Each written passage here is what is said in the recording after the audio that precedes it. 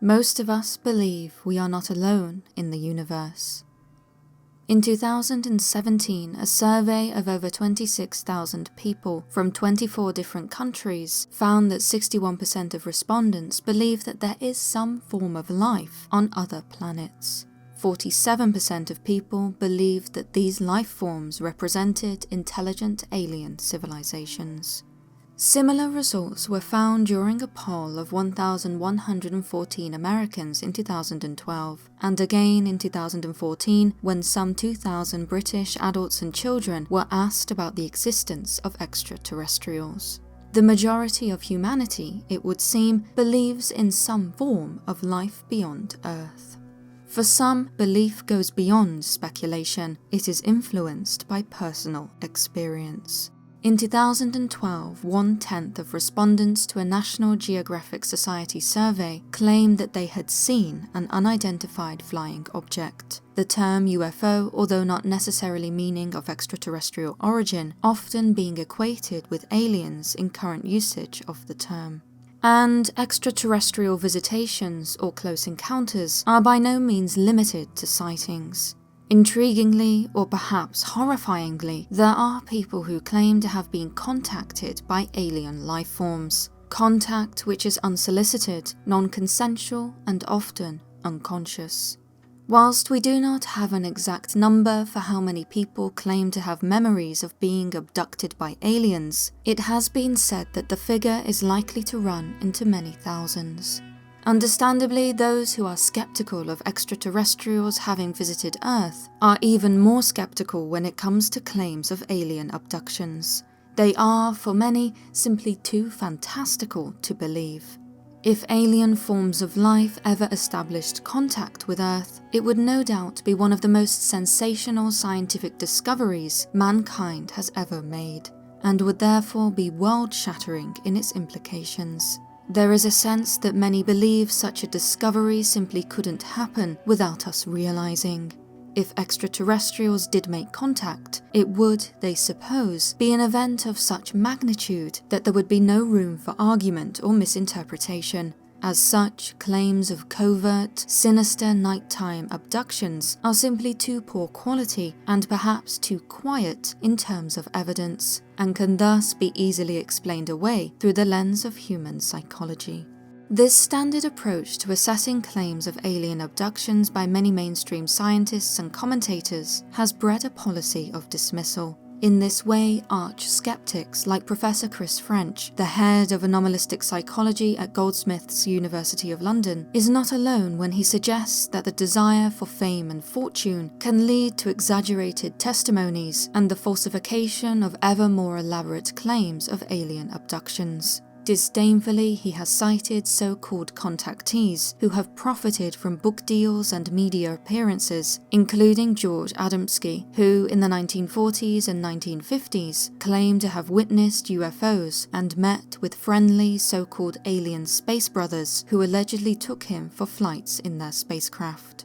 However, whilst the desire to be heard and perhaps the desire to turn a profit may play a part in some cases, this is simply not the story in many accounts. Like all arch-skeptics and indeed arch-believers, Professor French cherry-picks cases and evidence to suit his argument, ignoring those claims which do not fit his dogma. Not everyone publishes a book or otherwise financially exploits their alleged experiences. In fact, for many who genuinely believe they have been abducted by alien beings, there is a fear that their experiences can irreparably damage their reputation and the reputations of their loved ones. In short, they do not wish to talk about their experiences. It is not an exaggeration to say that there is a negative stigma attached to claims of alien abductions. Early contactees like George Adamski and his space brothers were referred to as the lunatic fringe of UFOlogy, and it can be said that such a damning judgment has forever scarred the study of close encounters. In this way, it is not uncommon for self-identified abductees to keep their experiences a secret for years, only finally revealing their encounters when they feel they can stand it no longer, often suffocating under the weight of the trauma that these experiences tend to cause. And then, even when they do share them, they often reach out under a cloak of false names and hidden identities. Such is the case for Jeremy, who claims to have been plagued by events he can only describe as alien abduction for over 20 years. During our email correspondence, he explained how he hasn't told any of his friends or family out of fear of being labelled crazy. From the start of our communication, he was clear about his wish to remain anonymous, stating that he has no interest in drawing attention to himself. It would lead to a lot of ridicule, he has stated, and affect other aspects of my life which I cannot afford as I take care of my wife and child. So, why reach out at all? For Jeremy, it was a desire to find answers after many years of silent struggle. Also, he now fears for his daughter after allegedly waking one night to find several beings standing in the room near my bed. His daughter was next to him. When he tried to put himself between them and her, one of the beings raised a hand and I blacked out. Fear not only of judgment, but of the act of abduction itself is a common feature in the stories of potential abductees. For those who remember their abductions, they report being taken from their beds whilst sleeping by unknown beings, or waking up in a strange room, where they are often subjected to various medical procedures. However, it is said that not everyone remembers being abducted. Someone could, in theory, live their whole life without ever realizing they have been abducted by aliens. This is perhaps the single most terrifying element of abduction phenomena. In the 20th century, experts began noticing a series of psychological disturbances in their patients that had no apparent cause. In 1986, Dr. Ronald Westrom, in response to these observations, proposed the recognition of a new psychological syndrome called post-abduction syndrome, or PAS. He suggested that some people exhibit a type of trauma that one might expect an alien abductee, if real, to experience. According to his definition, this condition is characterized by living in a state of incredible anxiety when going to sleep, being in a bedroom, during medical procedures, whilst in elevators, and even when exposed to animals with large eyes. Psychologists who use Westrom's PAS symptoms when working with patients have observed that fear of going to sleep could be so severe that those believed to be suffering with PAS may need to have lights, radios, and even televisions turned on in order to feel somewhat safe. Irrational phobias may also incapacitate patients from going to certain places or experiencing anything medical. Other symptoms include terrible dreams of black-eyed aliens, spaceships, and undergoing horrifying medical procedures. This condition can be so symptomatic that it can even affect a person's ability to enjoy relationships with other people.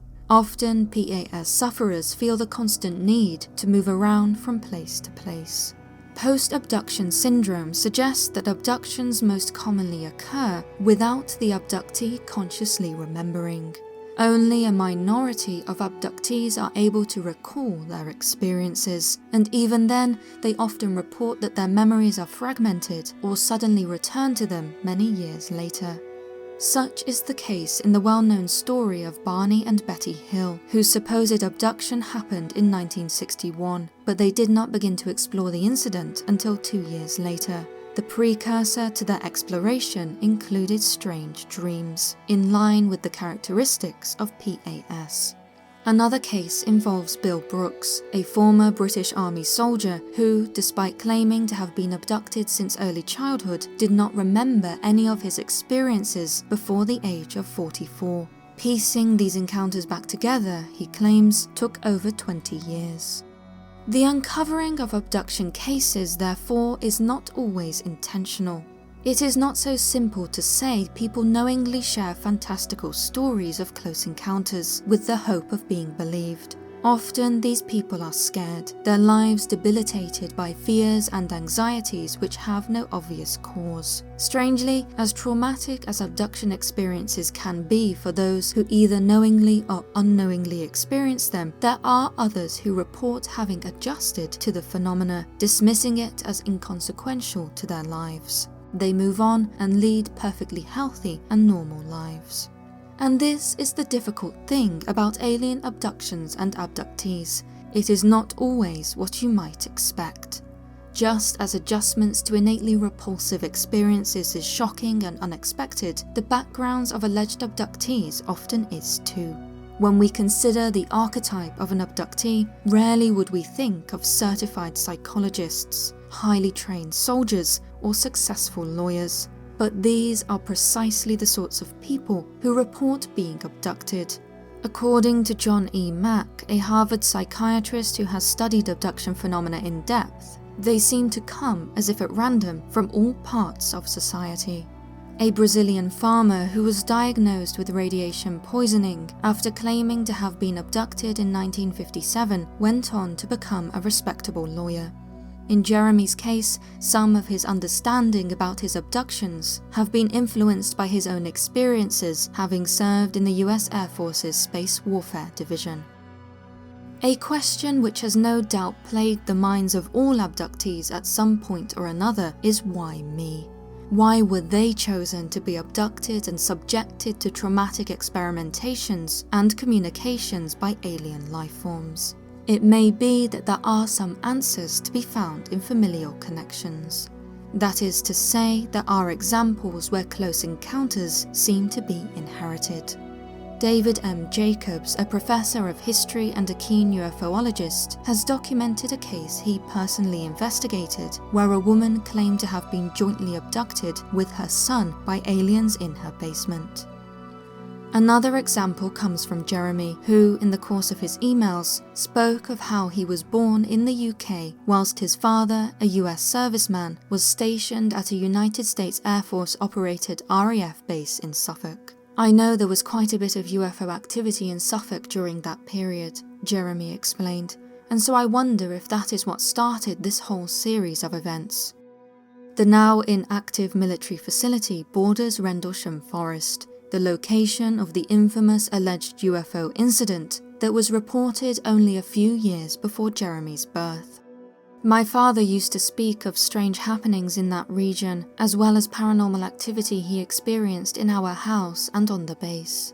Jeremy also spoke of how his mother was not supposed to be able to have any more children when she fell pregnant with Jeremy and his twin brother, who sadly died during pregnancy. Whilst it is terrifying to imagine, could events that happened before Jeremy's birth have influenced decades' worth of abduction experiences? Of course, there are other potential explanations for why people become alien abductees. Explanations which dismiss close encounters being real and instead suggest psychological predeterminants may cause delusions or confirmations of biases. According to Professor French, certain psychological factors do appear to be relevant to the vast majority of abduction cases. False memories of being abducted, he has stated, may be caused by particular personality traits, including hypnotic susceptibility, fantasy proneness, and absorption. The tendency to become totally absorbed in one's own mental activity, such as losing oneself in a work of fiction. In some ways, it can be said that skeptics like French are suggesting so-called abductees simply cannot tell the difference between reality and a fiction of their own creation. Another explanation combats the frequent use of hypnotic regression to aid in the discovery of abduction experiences. Often, those who believe they have been abducted by aliens undergo hypnosis, during which memories are said to be recovered from the subconscious mind. Such was the case for Barney and Betty Hill, who underwent separate hypnotherapy sessions in 1964. In the course of these sessions, Barney revealed details such as supposedly being taken onto a disc-shaped craft and encountering non-human beings with mesmerizing eyes, who subjected him to a medical examination. The reasoning behind the use of hypnosis is that aliens, it is alleged, have the ability to wipe the memories of those they abduct. Hypnosis, therefore, is a way to unlock these secret remembrances. Hypnotic regression, however, is controversial and is not always recognized as being able to produce accurate results. Whilst the apparent memories produced can feel very real, it is argued that they are very likely to be false, produced by our beliefs, expectations, and fantasies, and not real events. Evidence retrieved in this manner, therefore, is not likely to convince experts who are not only skeptical of aliens having visited Earth, but of hypnotherapy as well. Whilst false memories triggered by delusions or ineffective hypnosis may be true for some individuals, such a sweeping brushstroke explanation risks negating what may very well be genuine cases.